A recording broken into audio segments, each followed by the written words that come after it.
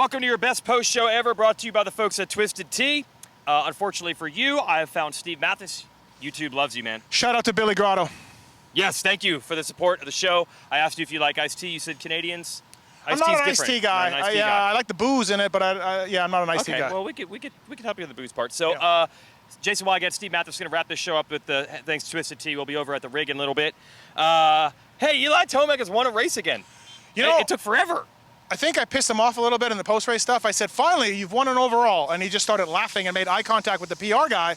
Like, can you believe this jerk-off is saying this? But honestly, I feel like it's pretty honest. I do. I feel like I can't believe that we're 3 rounds to go, and Eli Tomac, one of the all-times, one of the legends, finally got his first overall. And he's won motos, and he's won everything else. Yeah. And to get an overall, I mean, I feel like, yeah, it's time. Yes. Okay, the Eli Tomac we saw at the first couple rounds, like Paula and Colorado, he was not winning an overall, that guy.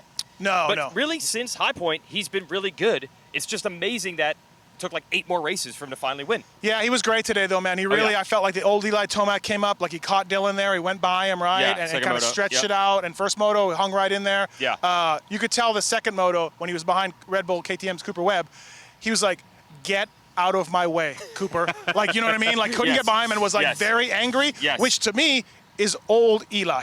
Yeah. We'll get to that in a second. First, let's talk Ferrandis. So Ferrandis wins Moto 1, but he kept saying, I didn't have power today. I didn't have energy. I think I went too deep last week. I don't know if you know this. So Ferrandis ends up second overall. After the podium, Ferrandis ended up having to go to the Alpine Stars truck due to the heat, fatigue, hydration, all that. So it was a rough day for Ferrandis. Well, and then also he qualified fastest and made a comment about the wood chips. Oh, yes. I thought, that's epic. I'm going to steal a line that I'm going to use in our post-race podcast. Okay. He was like, just a moment.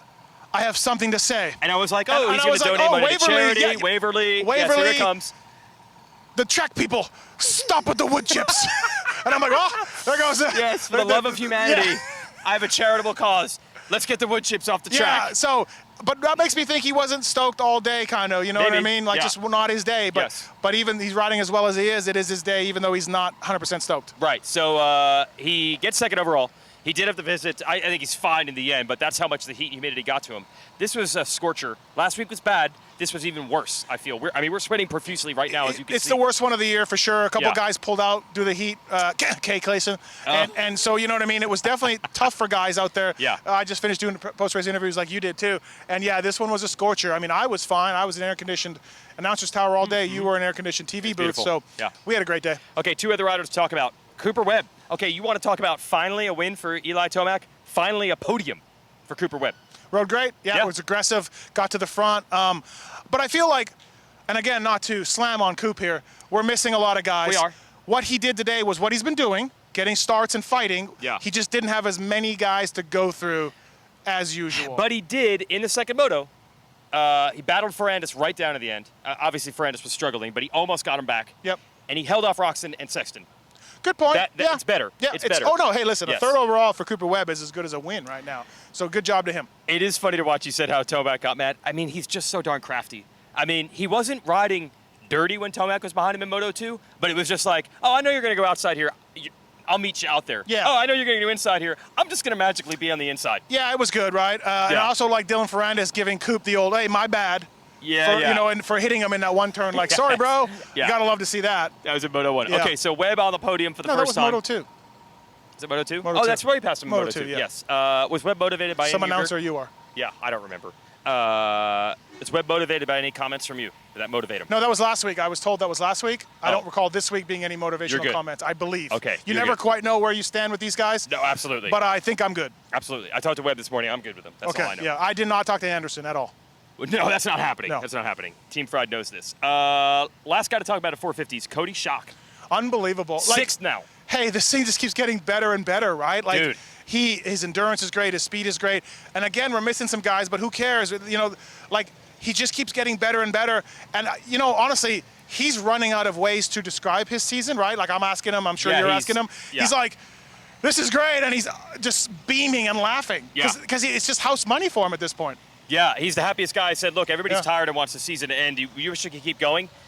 And then he broke some news. He's like, actually, it will, because if Tenacious happens, I'm on Team Puerto Rico. Did you hear this? No, I did not. Yes. No. He's on Team Puerto Rico. Wow. So everybody loves Cody Schock. And we know from Troll Train that leads into Team USA spots a lot of times. Zacho, too. Yep. It does happen. Yep. Okay, that's a wrap on the 450 class, but we do have interviews with Schock and Tomac, so let's get to the post-race media conference. Yeah, today was huge for me. I feel like I've been saying that lately. We just keep getting better and better. I've kind of always struggled here, honestly. I don't know if it was the ruts or braking bumps or what, but I just felt like I've never really been on the right bike for this place. And I was pretty excited coming into this round because I was like, I got real suspension and a real motor under me and kind of like a real program. So I was like, it's time to lay it down. And qualifying went decent. I think I was 9th overall in that. And I was like, all right, like that's like a good base to build off of. And then first moto, got a great jump. And then come around the first turn, this carnage, typical. And then got my doors blown off and I kind of had to catch up. And then, passed for 8th around halfway. And just that was me. I finished 8th, and I was like, oh, that's cool. And then I was like, man, this next moto, we're going to have to dig deep because that heat, I think I lost a lot of water weight today. But no, it was good. Killer start second moto. It's exactly what I wanted. I think I came around like 3rd, and then shuffled my way back to 6th and stayed there, I believe, for like 25 minutes. And we finished 6th, so 8-6 for 6 overall. That's pretty cool to me. My second single-digit finish, and they do it in the 450 class. It's pretty killer. So no, very thankful, and it's going to be nice to be home next weekend at Fox. So yeah, it was a solid day here for us. Finally got an overall. Moto 1 was battling with Ken and Dylan early on, and we were just kind of all three, going at it, mimicking each other, if you want to say that. Looking at that moto, I wish I wouldn't have let Ken get by me there early on. I felt like I had good energy, but then I was kind of just stuck eating their roost. So anyway, race goes on and get to second.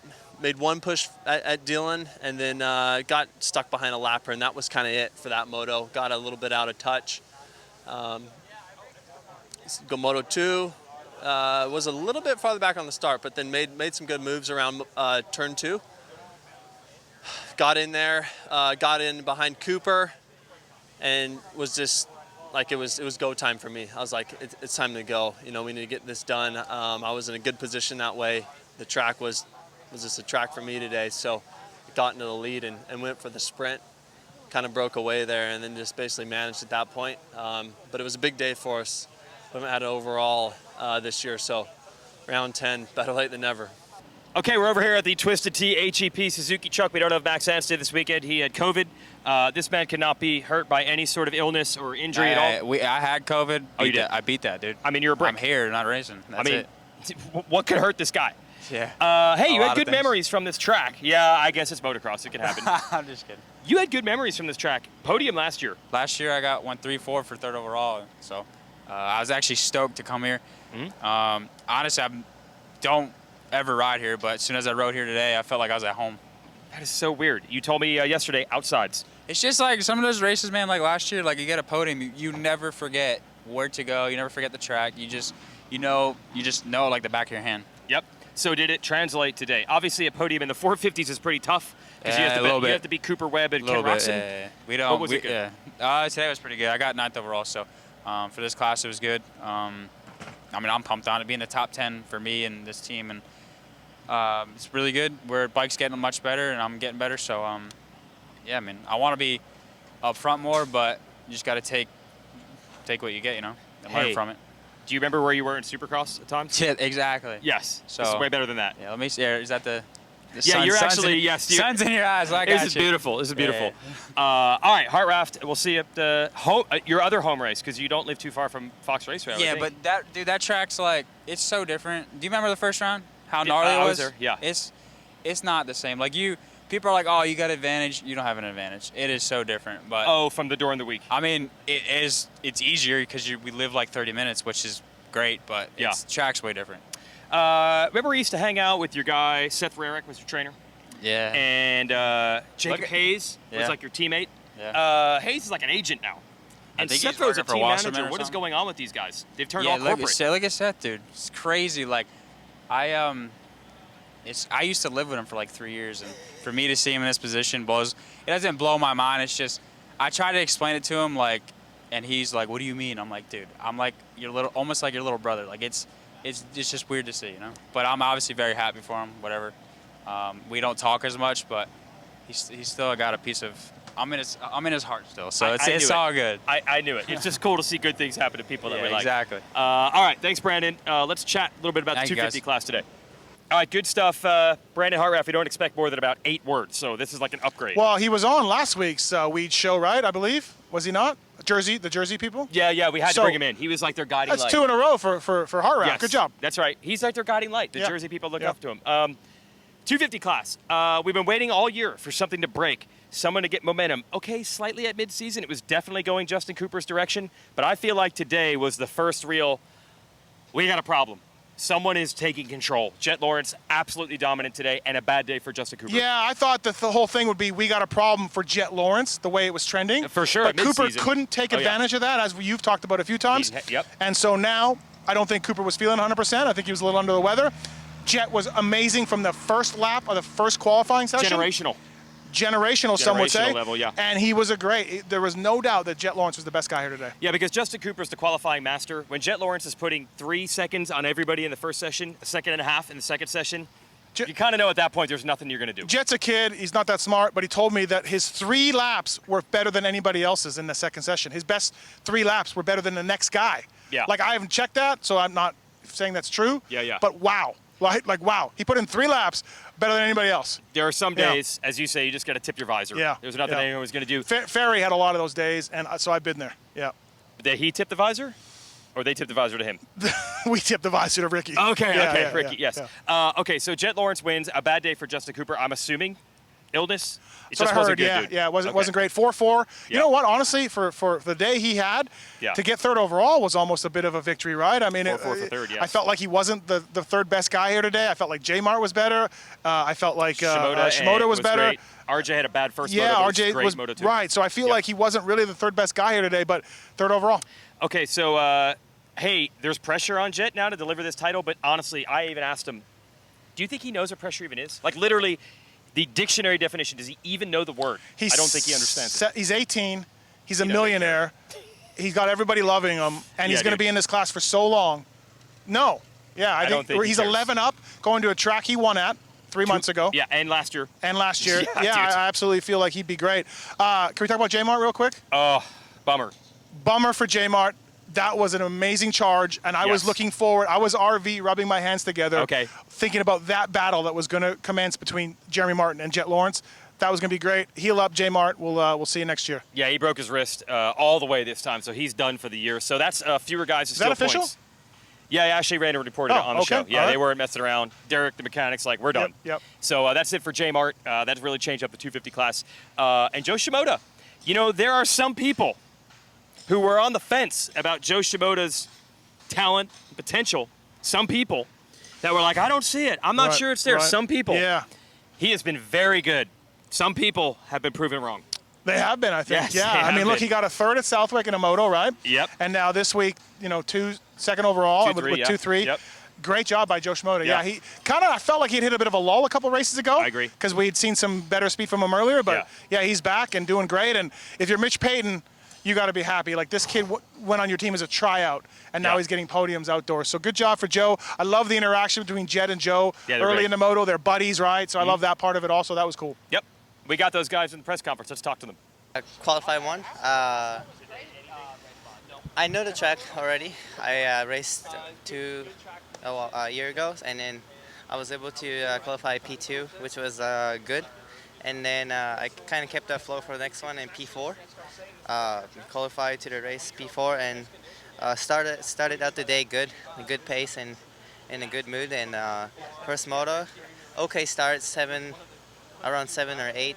I made some good passes on the first 2 corners, and just kind of kept my pace to the end.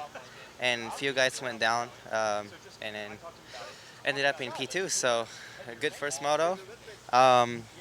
Second moto pulled finally a whole shot, which was surprising, and I was able to lead a lap for 2-3 laps, which was really cool about it. And again, kind of got past Jett and RJ. Didn't have the quite good speed in the beginning, so but after I got passed by RJ, I tried to stick with him to the end, but I couldn't pass him. So overall, good day, good improvements on the team. We made some lot of testing in the week, and I think it paid off. Yeah, day was good. When basically 1-1 in the qualifying, was didn't realize how fast I was going until I seen the times. I'm like, so, is everyone having an off day, or am I cutting the track where I don't know where I'm cutting the track? So it was I was a bit mind blown with that. I'm like, I didn't see this coming, that's for sure. So yeah, and from there it was just kind of went on to the races, got 2 really good starts, was second, and just put in 2 really good motos and end up going 1-1 on the day. It's obviously really good getting the points lead back. Justin's been doing really good through the season, and it's kind of good. He was starting to creep away, and when we had that break and going back to Unadilla, I was able to kind of sort my crap out and start giving it back. So I wasn't battling for nothing when I was in 5th and 6th on at the end of the races, trying to come back from a 15th start. So yeah, no, it's been a good few rounds, and this just tops it off even more. And hopefully we can just keep this train rolling and go through the next Parlour and Hangtown. Hopefully we can clench it, but I'm not going to think too much about it. Just going to go to each race like we're just going to a practice day, racing some fast guys. So yeah.